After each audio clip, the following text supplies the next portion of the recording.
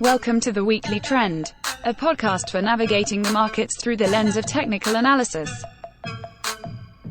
The Weekly Trend podcast is provided for educational purposes only and does not constitute any professional advice. Listeners should not act upon the information or content without first seeking advice from a registered financial planner. Welcome back to the Weekly Trend podcast. Today is Monday, March 21st, 2025, S&P 500. Currently sitting at market open at 5667. I'm David Zarling. I'm here with March Madness aficionado Ian McMillan. We have some exciting news today. A lot of exciting news. I assume you're not referring to the market. I'm not. You want to be the bear? You want to be the bear? Sure.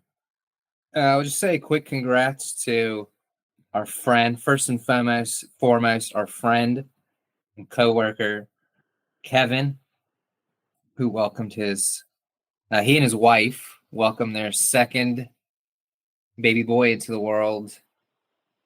Maybe this morning, maybe last night. Not sure, at some point in the last 24 hours. So congratulations to them. I'm sure they won't hear this, but a very big deal. We love the babies. We do. So awesome news. Yep. We're so happy for them. They're playing man-to-man defense now, like you and Kate with your kids. I think it's great. It is. Got to keep focused on some of these things. I know sometimes people can get wrapped up in their daily jobs or what the market is doing, but stuff like this way surpasses anything like that. So super happy for both of them and their family. Excited for them. Super excited. Agreed. But we can pivot to stocks, bonds, crypto, commodities, you name it. Trends up for the Ferrari family. The trend is up for the Ferrari family. Still a mixed bag. I mean, we still have some trends that are okay. Kevin and I noted last week that you got all four major U.S. indices are below their 200-day moving average. That is still the case. Although not all sectors. We still got some sectors that have kept their heads above water. Not everything has fallen apart yet, but didn't really claw back any ground this week. No, and there's some interesting development from last Friday and Monday where we had back-to-back Friday and Monday 80% upside days. Yes. By some measures, those were 90% upside days, depending on how you count it. Typically, that's where you see maybe stocks potentially bottom, but that's time will tell. I mean, that still has to see what's called follow through. And we haven't necessarily gotten that yet. No. Still under those July highs. Yep. And we've got S&P and NASDAQ.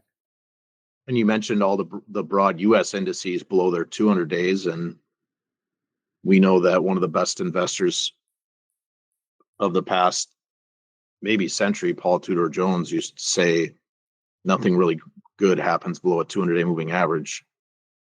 So you have that. At the same time, you mentioned not all sectors are below. I know before hopping on here, we talked about industrials and energy and financials, communication services, utilities. Those are still above their 200-day moving averages. They are. Meanwhile, tech continues to be a headwind. I mean, when you look at semiconductors, technology, and really when you think about it, like the makeup underneath the surface of something like the S&P 500, I mean, its heaviest weighting is towards tech. Yeah. Whereas when you look internationally, your heaviest weighting is towards financials. You look at S&P, tech is about 30% of the index. You look at something like the FTSE All World using VEU, and financials is 22%, the highest weighting, while tech is 12%. So that, I mean, it kind of gives you a flavor of what we're kind of seeing out there. We used to poo-poo on the Europeans for being so light in their tech exposure. Yep. And now look at them. Mm-hmm. Well, isn't it classic? Like, okay,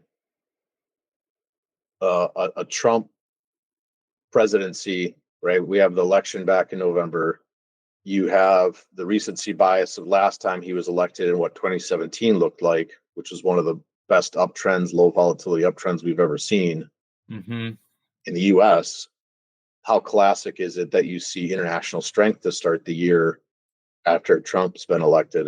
It's fascinating. The whole trying to understand or marry narratives that are global macro or political macro. It's a fool's errand. Just never seem to line up for some reason. I think it's because of humans' desire to marry current information to current price, when it's really important to remember that price is a future discounting mechanism. It's looking out 6 to 18 months on the prospects of companies, economies, relationships. Yes, it might have intraday moves to some news event, but it's really about future prospects. It's a weighing machine, and I don't know why investors sometimes forget that, because I don't know what the story is. This 10% correction in the U.S. that we're seeing is one of the fastest, actually, that we've seen. I don't know what that's pricing in. I'm sure many people listening to this would be like, "Oh, well, it's tariffs," or "It's." I have no idea. We could fall another 10%, and there's a story that comes out, but that's the bottom. I don't know. I wish I could tell you. I have no clue. All I know is we're below 200 days, right? If you've been say a long time, but probably even a more frequent listener to the podcast, you know that's kind of it's the line in the sand.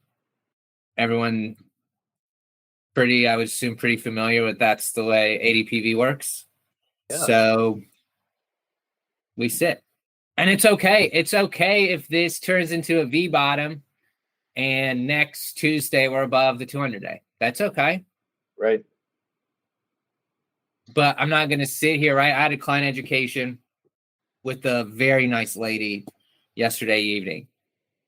And we talked about this exact same. I thought it was, I told her it was really awesome that she was becoming a client now, because what we were going to discuss in the education was really comparable to, the environment that we're currently in. We're currently in this kind of protection mode, and it's okay. It's okay to be in protection mode for a couple weeks or a few months or however long it is, and the trend ends up resuming upward. But what we're absolutely not going to do is just assume that it's a fake out or assume that this is just going to be a 10% correction. Yep. Because no one knows. No one knows. No one knows what the next 6 months bring. And you can just have a process for, if we get back above a 200-day and, like you said, the uptrend returns, fine, we'll get involved, no problem. But if we remain below here, there's no reason to hold that type of risk, because the next 6 months price could continue to move lower. We have no idea. What Ryan Dietrich highlighted, that since World War II, there's been 48 10% corrections on the S&P 500, and 12 of them turned into a 20% bear market. So here we sit minus 10% on the S&P 500. And so you're sitting in a scenario of there's a 75% historical chance that this is kind of it and we resume higher. And there's a 25% chance that we continue lower. But that can't be a process, right? Correct. You can't. You can't say, well, we went 20% lower on the last one, so now we got 3 more until we have to worry again. Right. I don't want to say that to a client. Correct. It's not a guessing. We might not know what the future is, but we don't need to guess on that future. And I think you brought up, ADPV, the Adaptive Select ETF, which is listed on the New York Stock Exchange under ticker ADPV, which helps investors access 2 of the most prevalent factors in markets, momentum and relative strength, using proprietary identification methods, the Adaptive Select ETF attempts to own the strongest 25 large cap stocks when the market is in an uptrend. And since not all market environments are the same, Adaptive Select seeks to prevent extended declines by moving to short-term treasury bills and cash during long-term market downtrends. Investors can find out more, including how to invest in ADPV, by visiting adpvetf.com or calling 1-833-880-5200. Investing involves risk, including possible loss of principal. ADPV is distributed by Quasar Distributors, LLC. And isn't that brief, commercial from our supporter, I think it says it well. You don't need to participate in extended declines. There's going to be corrections every year. Every year. But every year. There's the odds of a minus 10% correction is about 1 per year. But you don't need to hold on assuming that it's going to come back at this point. There could be further downside. Time will tell. We don't know, but from 20% corrections begin with 10% ones. And that typically happens below a 200-day moving average. So that's the environment. What if you miss the best days, Dave? Ah, yes, I love that. What if you miss them? Yeah. You're gonna hate yourself come year end. Right. And that's posted so much and written about so much that if you miss the best days that happen right next to the worst days. How about just avoid all of it? Yeah. Why do research in a vacuum? You can't just look at best days. We'll go ahead and look at the worst days. Well, the worst days live in the same neighborhood as the best days. And no matter how hard you try, you're not going to day trade yourself out of only being involved in the best days and somehow avoiding the worst days. Right. That's exactly right. We know that below a 200-day moving average, volatility picks up. So that makes sense, right? If your volatility is picking up and you get a VIX that's above 16, you're now talking about 1% moves on a daily basis, and they can be up or down. And so, of course, your best and worst days are going to be together below a 200-day moving average. The math is not that hard, but you bring up a good point that's highlighted so much in financial media, and they do a great disservice to investors when they say something like that, because they don't sit there and count the worst days. Fascinating. And I know a couple of weeks ago, we highlighted the bearish thesis. And if we look at the S&P 500, we're still below the election gap. We're still below the January low. We're still below the zero line, still below a 200-day. We have levels to look at that if this market were to reverse and move higher, that you could start to participate again. Not a problem. You've got some anchored VWAPs, depending on where you want to place them, above some, below some. Obviously, still below the anchored VWAP from all-time highs. Below the anchored VWAP from those April lows back in 2024, the whole yen, Japan debt spook job. Below, you mentioned the zero line. We talked about July 2024 highs earlier. We can, get through this and then it's fine. Right. But I'm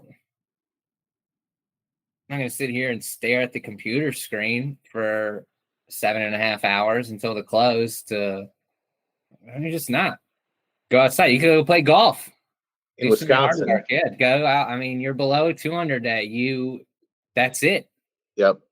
It's a simple line in the sand. I'm not saying it's the best. I'm not saying it works every time. There's nothing that does. But as far as the long-term trend, and you want to keep your sanity, I think it's a pretty good kind of barrier to entry to use on whether you want to be involved. Yep. There are worse ones. So when you look at things underneath the surface or broadly, Ian, what things stick out to you from a bullish thesis?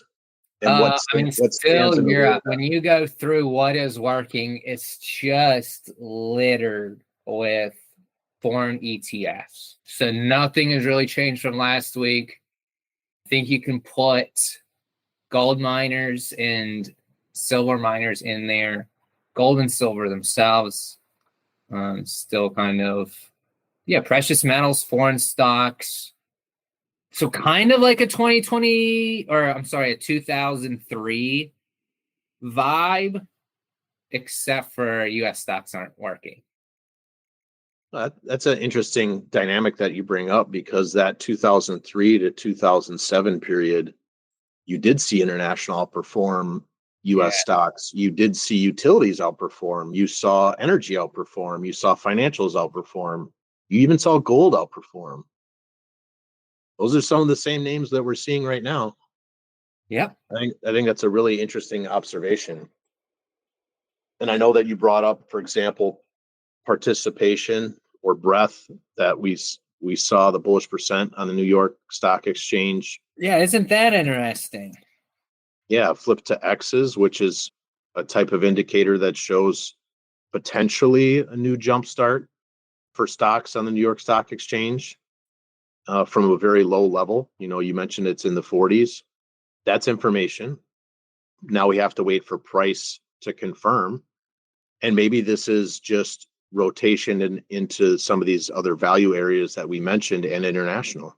And that you see potentially U.S. stocks move sideways here in a 10% range because of tech underperforming. But you go ahead. You were going to say the only thing. Well, I know you mentioned aerospace yesterday. Yeah. Aerospace, definitely strong. Some pharmaceutical stuff, some insurance. I know Kevin's brought up insurance. But yeah, it's some commodities. I mean, energy's held up really well, given that the price of crude is pretty lackluster. Yeah. But we also saw that, right, in Q1 2022, and then we got a bear market. So, and then isn't that kind of one of those, when they draw the, people share the cycle charts, and it's like the bell curve looking lines, and it tells you like what stage of the cycles you're in and what outperforms. Yep. I feel like energy's always like the outperformer before a bear market, or that seems to be the case. Maybe that's a recency bias because that's what we got in 2022. But I have to go find. No, I hear what you're saying.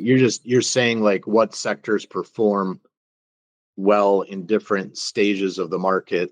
Yes. Yep. I hear you on that. And there is a chart out there that shows that. And energy, healthcare tends to be what leads in the first phases of a market correction, and maybe that's what we're seeing. Utilities as well. What about copper? Copper, isn't that interesting? Yeah, I mean, right? You would think with all the we'll call it uncertainty, or they say, these people in the media say that there's uncertainty. And right, copper's always been kind of one of those economically sensitive. Is that the right term? Yeah, an industrial metal. Yeah, that people like to look for as, a leading indicator. I don't know. I mean, copper's back near all-time highs. Won't get its highest weekly close ever this week, but I mean, it's right there. Well, so, how bad can it be? I don't know. Yeah. Well, it matches kind of some of the strength that we're seeing out of China. That's right. Some of the European industrials, right? Because that's the second largest weighting. If you look at international stocks, typically you see industrials the second largest sector. And even when you look at the aerospace and defense names, ITA, XAR, PPA, Shield, SHLD. Well, SHLD is outperforming those other ones, and it's heavily weighted towards international companies. So there's definitely something to pay attention there coming out of international. Well, and so we were looking yesterday at a lot of these ETFs that are geared towards electric vehicles. Yeah. That are really good. And so you're like, well, I think the most people, when they think electric cars, are like, well, I don't need any exposure to Tesla right now because that thing's getting walloped. But you go look what these funds are actually holding, and it's very big international flavor. Completely agree. And we have seen a rise in the put call ratio. We did. I guess a nuanced and subjective comment to that, though, is I'm surprised it wasn't more, because really that when you see bull markets end, it's when they stop shorting. And I'm not ready to say they've stopped shorting. I'm not going to that extreme. You do have some messages on the wall, whether it's the fear and greed index at lows that we haven't seen since last summer. You did have a put call ratio that rose. You had a VIX that, went all the way up to 30 and has since moved lower. You really wouldn't be surprised if we were higher 6 months from now based on the current information that you have. But I will say that the shorting doesn't seem as extreme as maybe you would anticipate for a 10% correction. And you just add in how, like I'll use in a microcosm Microsoft, what Microsoft looks like. It has a pretty well-defined neckline. And what I mean by neckline is where they've supported Microsoft price in the past, near $396, and we're below that. And that's actually, targeting price down in the 350s, 330s. And if we get something like that out of Microsoft, or you get NVIDIA breaking down, and I know you mentioned this morning, Micron, the price response to earnings. Yeah, the people who are better at that stuff than we are. They say it was a good earnings call, and yet the reaction, not so great. Right, and that's what we really care about is what's the price reaction. And if NVIDIA is the poster child for the last cycle of price movement in an uptrend for the overall market, if it's the leader, and they've done nothing but sell NVIDIA since its blockbuster earnings on February 26th, that's information. Because it's not about the earnings themselves, it's the price reaction, right? How many times have we seen, Ian, in our tenure managing money, amazing earnings and they sell the stock, or absolutely terrible earnings and they buy the stock? See it all the time. And then you'll see investors say, well, that's crazy. The market's got to be wrong on this. No, if your default setting of understanding is the market is always right, that gives you permission then to acknowledge yourself that I am wrong. I'm wrong, the market's right. But that's a anti-pride statement. Like you're speaking against yourself. And for some people, that's very threatening to say that you're wrong, even though I would argue that's one of the strongest and most powerful things you can say is I am wrong, or I am sorry, or, those type of things. I don't know. Those are powerful statements and freeing, because the market's not wrong. I think it's easier to get sucked into that the more time and energy you spend on finding investment, finding trade ideas. Right. I mean, how long would you say you think about when you pull up, or when you ask yourself, should I own Argentina for clients? How long does it take you to make that decision? Like, I don't know, 10 minutes maybe? If even that. Right. But if you're right, when you've spent hours, tens of hours researching and pouring everything into trying to find, the best stock from like a fundamental standpoint, whether it's super cheap now, or you think it's just going to be the next blockbuster hot name. I think it's really hard to admit you're wrong when you've put 40 hours of research into something versus when you put 5 minutes. Yeah, that's that sunk cost bias, right? And then the idea that, oh my God, would you sell this? I mean, you're going to sell that 48 hours later, Ian, just because it wasn't working out? Yeah. Yeah, that's exactly how that works.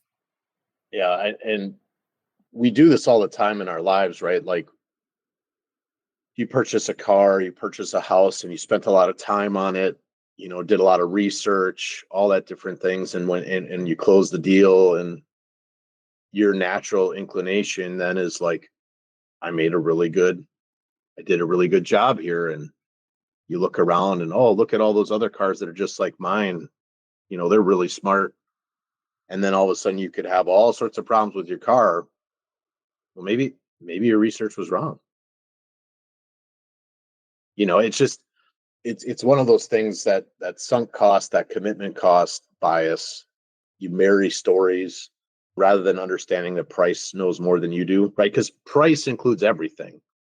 I mean, there's trillions of dollars at stake, people's livelihoods, people's careers tied to that.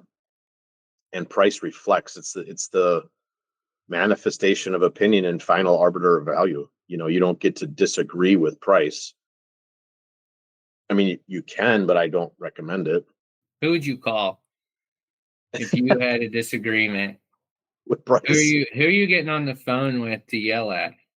It makes me think of some of those crazy like Reddit comments about like, hey, can I turn my stock back in? It's not working out. People who bought something and it's down 20%. Can I return this? Is that how it works? Not pillows and bedding. Yes, correct. So we still have strength out of international. We have value areas doing better than growth. What are we seeing out of, you mentioned copper. How are other metals looking, like gold, silver, things like that? Palladium, not really, another precious metal, right? Is that palladium's a precious metal, right? Yeah, I think that falls into industrial too. Like it's precious industrial because maybe platinum. I think you're thinking of platinum because I believe palladium is like used in like catalytic converters. Okay, so this shows you how much I know about the metals. Palladium. I do know about their price charts. Yeah, I mean, not silver kind of hanging out.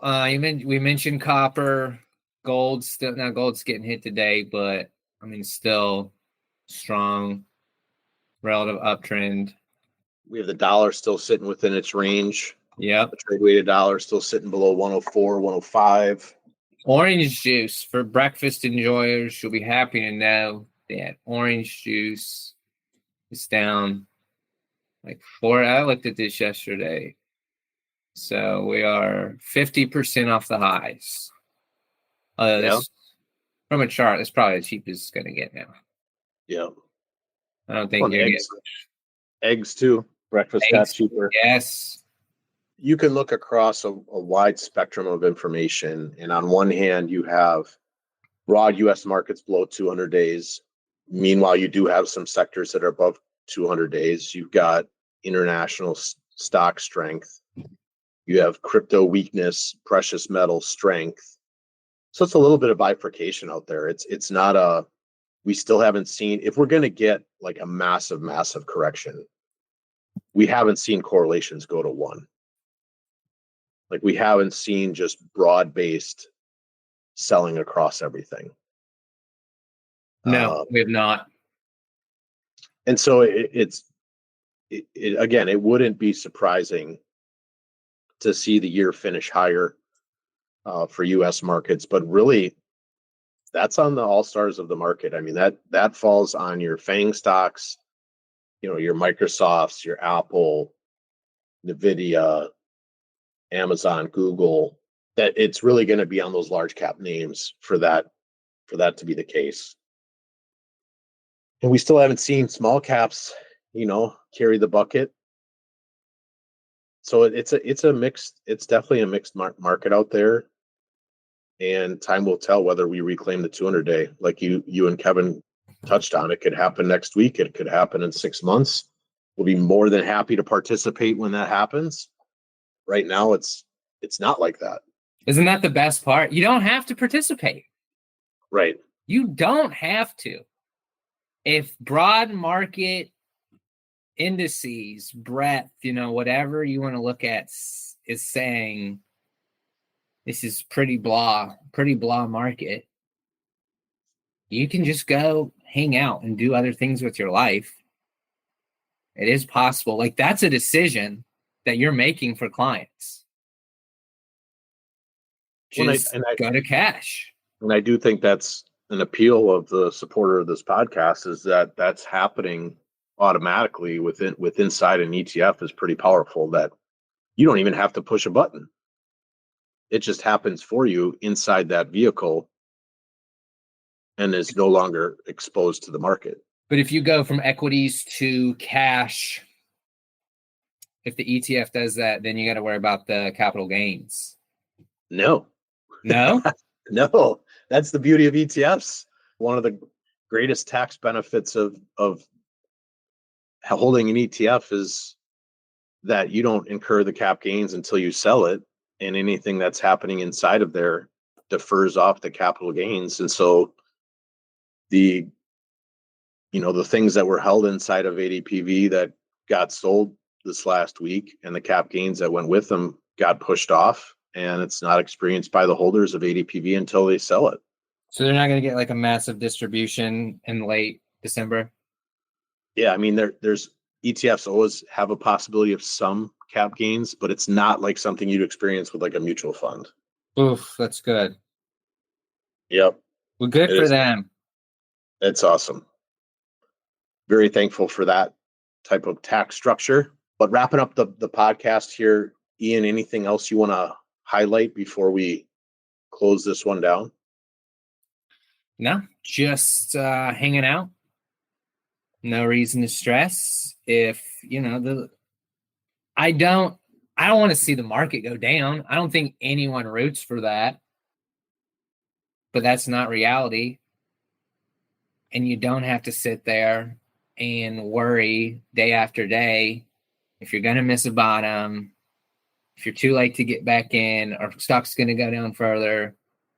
If you've made a decision beforehand, right? You got to make that decision beforehand, which for us is a 200-day. Doesn't really change.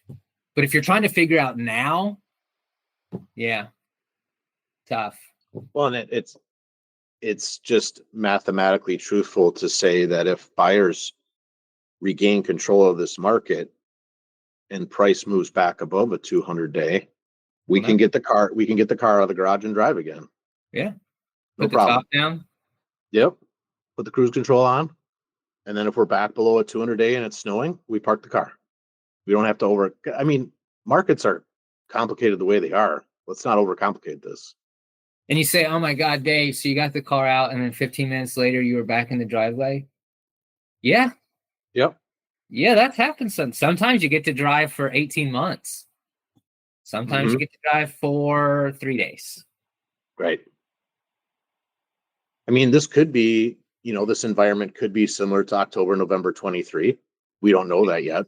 Yes. But I mean, being uninvolved with the market for 1 week in late October of 23 and then getting back involved in November when the skies cleared up and the roads are dry, that worked out pretty well. And I'm more than happy. I love getting the car out of the garage. Like, I like it when markets go up and you can participate. I can buy a car not to drive it. Right. But there's times where you don't because you like the car and you want to protect it. We went full circle on that analogy. Pretty good. Thanks for riding along with me on that one, Ian. Oh, I like that. I see what you did there. Well, excellent. Well, I appreciate you doing this with me, Ian. We hope everybody listening to this appreciate it as well. We have a mixed environment out there. We have U.S. markets below their 200 days. We have international market strength. We have some strength out of precious metals, not so much strength out of crypto. Mixed bag for fixed income, which we didn't touch base on this week, but maybe we'll do that next week. But Ian, as always, appreciate you having on here. And those listening, if you could give us a high ranking and share this with others, that's a compliment to us and we appreciate it. Otherwise, we'll talk to you next week. All right. Have a good one, everyone.